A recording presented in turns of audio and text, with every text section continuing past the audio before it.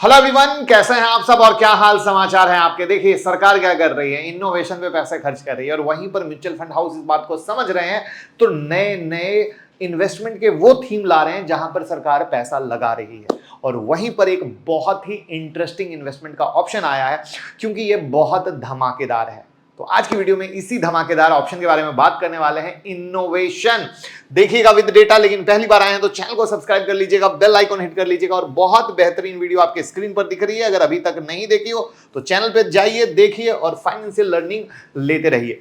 और वहीं पर जो हमारा चैनल है डॉक्टर मुकुल अग्रवाल का, अगर आप स्टॉक मार्केट लवर है तो ये चैनल सिर्फ आपके लिए, 16.5 लाख लोग प्यार करते हैं, आप फॉलो कर लीजिए, लिंक डिस्क्रिप्शन में है। हम लोग म्यूचुअल फंड के डिस्ट्रीब्यूटर हैं, तो अगर आप उसका फायदा लेते हुए एक अच्छा पोर्टफोलियो बनाना चाहते हो तो गूगल फॉर्म भर दीजिएगा, लिंक डिस्क्रिप्शन में। हमारी टीम कॉल करेगी और आपको हेल्प करेगी जिससे आप हमारे साथ इन्वेस्टमेंट कर सकते हो। देखिए पैसा हमेशा डाइवर्सिफाइड होना चाहिए, एक जगह पैसा नहीं लगना चाहिए, राइट।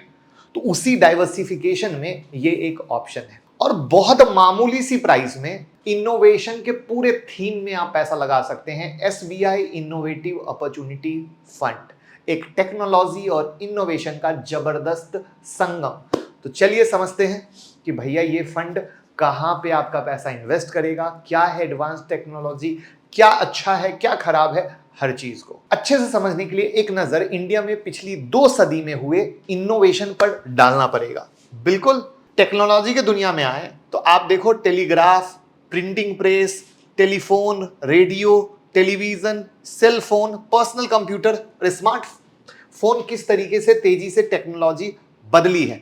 और चाहे आप कंप्यूटर में चले जाओ, कंप्यूटर का नजरिया बदल गया, टेलीविजन में चले जाओ, टेलीविजन का नजरिया बदल गया, रेडियो में चले जाओ, इसका नजरिया बदल गया।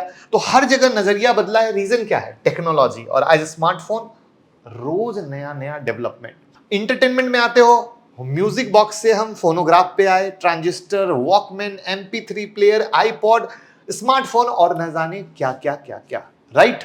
तो दुनिया बहुत तेजी से बदल रही है और गवर्नमेंट ने पिछले कुछ सालों में इनोवेशन पर जबरदस्त सारे सेक्टर पर जोर दिया है, जैसे digital India campaign, digital payment, EV vehicle, entertainment industry.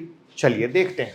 अब यहां पर गवर्नमेंट के इनिशिएटिव को देखो तो आप PLI स्कीम है जहां पर सरकार बूस्ट कर रही है, तो startup India initiative, Atal innovation, national innovation, India stack, credit guaranteed scheme for startup, जिसमें अगर आप इधर देखते हो तो IT hardware, API, pharmaceuticals, medical device, white goods, food processing, telecom, solar, advance chemistry, cell battery, ये EV में लगने वाली, right. Automobile, auto component, textile में, स्पेशलिटी, स्टील में, सेमीकंडक्टर में, यानी हर जगह पैसे की बारिश कर रही है कि भैया इनोवेशन आए। अगर इंडिया को बढ़ाना है तो पैसा लगाना पड़ेगा, PLI स्कीम लानी पड़ेगी जिससे कंपनियों को बूस्ट मिल सके। वहां पर अगर हम देखें तो ऑटोमोबाइल्स में क्या हुआ? EV हुआ, सेल्फ ड्राइव कार हुआ, हाइब्रिड व्हीकल हुआ, फाइनेंशियल में आ जाओ तो UPI हुआ, ब्लॉकचेन हुआ, पेमेंट एग्रीगेटर हुआ, एनर्जी में आ जाओ तो हाइड्रोजन, बैटरी स्टोरेज आ गया, ग्रिड इंटीग्रेशन आ गया, कंजप्शन में क्विक कॉमर्स जो क्विकली आप ऑर्डर करते हो, राइट, ओमनी चैनल इंटीग्रेशन आ गया। अगर आप मीडिया में आते हो तो OTT, digital content, music streaming आ गया। टेक्नोलॉजी में आ जाओ तो क्लाउड, AI, डेटा सेंटर आ गया। AI और डेटा सेंटर कितना बड़ा फ्यूचर है, राइट। इंडस्ट्रियल पे आ जाओ तो robot, 3D printing, drone, nano technology आ गया और हेल्थ केयर में मेडटेक। अब हर चीज ऑनलाइन भी, ई फार्मेसी, बायोटेक्निकल जैसी चीजें आ गई। मतलब ये लेवल किस तरीके से बढ़ रहा है। वहां पर ये फैक्टर जो है इनोवेशन स्टोरी की एक नए आयाम को छूने की कोशिश में लगे हैं। इससे क्या हो रहा है? जो स्टार्टअप का इकोसिस्टम है वो बूम कर रहा है, ठीक है। गवर्नमेंट इनिशिएटिव पे इनिशिएटिव दिए जा रही है, भैया कुछ भी करो, अच्छे से अच्छा करो। कंज्यूमर मार्केट ग्रो कर रहा है, डिजिटल इंफ्रास्ट्रक्चर मजबूत हो रहा है, फंडिंग का इकोसिस्टम मजबूत हो रहा है। और आप अगर ग्लोबल इनोवेशन इंडेक्स में इंडिया की पोजीशन देखोगे तो हम इंप्रूव होकर 40 रैंक पे आ गए हैं, जो कि 2015 में 81 पे थे। और ये बहुत बड़ा एक चेंज है। तो आप PPT से समझ गए होंगे कि पिछले कुछ सालों में टेक्नोलॉजी और इनोवेशन सेक्टर इंडिया की टॉप प्रायोरिटी रही है और ऑलमोस्ट पूरे इकोसिस्टम को अलग लेवल पर काम किया जा रहा है और अलग लेवल पे लाने की कोशिश की जा रही है। इससे साफ ये हो गया कि इनोवेशन सेक्टर से जुड़े इस फंड में तगड़ा दम है।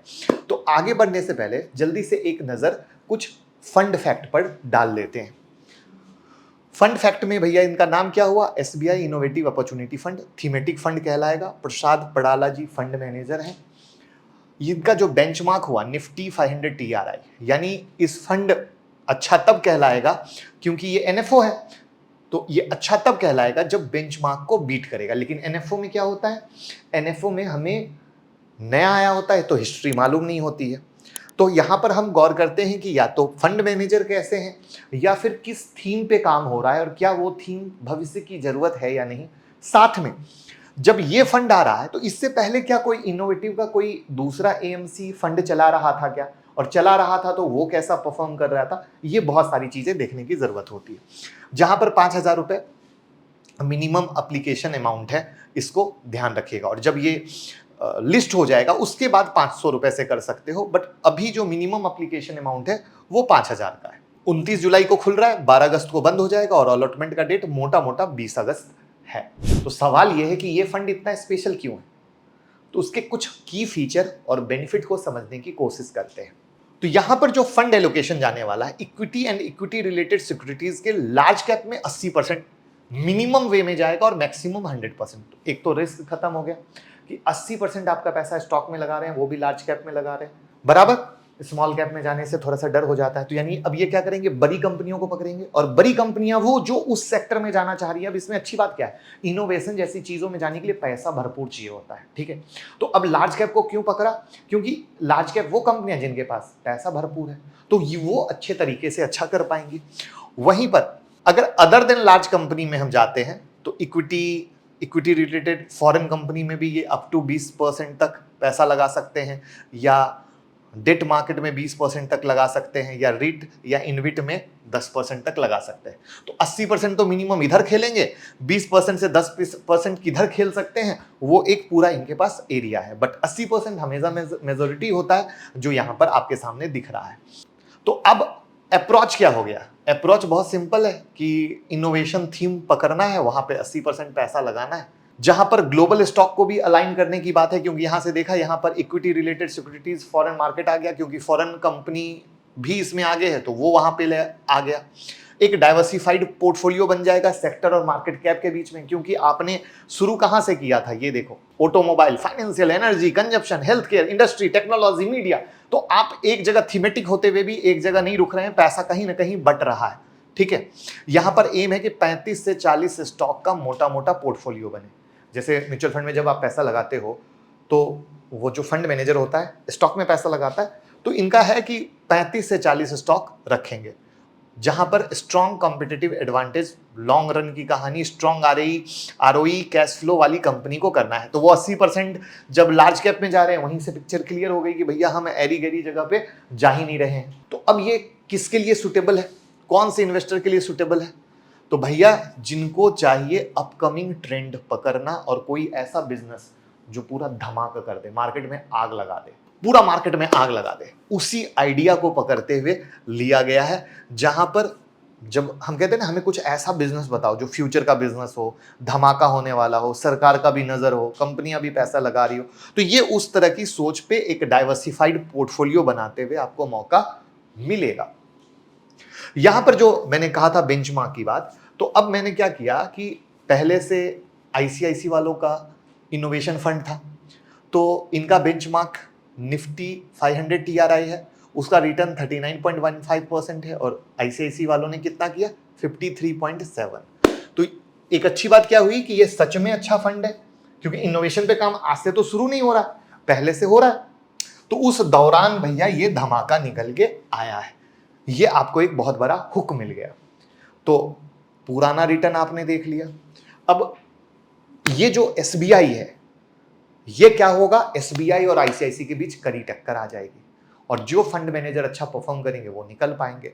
तो वहां पर आईसीआईसी के फंड मैनेजर की ही तरह एसबीआई के फंड मैनेजर भी जो अलॉट हुए हैं वो बहुत अच्छे हैं। तो इस तरीके से आप समझ गए कि भैया इनोवेशन थीम पर अगर आपको भरोसा है, अगर आपका थॉट प्रोसेस है, तो आप इसमें अप्लाई कर सकते हैं। गूगल फॉर्म डिस्क्रिप्शन में, हम लोग म्यूचुअल फंड के डिस्ट्रीब्यूटर हैं। आप हमारे साथ करना चाहते हैं, एक अच्छा पोर्टफोलियो बनाना चाहते हैं लर्निंग के साथ, तो गूगल फॉर्म भरिए, हमारी टीम गाइड करेगी एक बेहतरीन पोर्टफोलियो के लिए। और वीडियो को शेयर कर दीजिए, प्यार दीजिए। Thank you so much.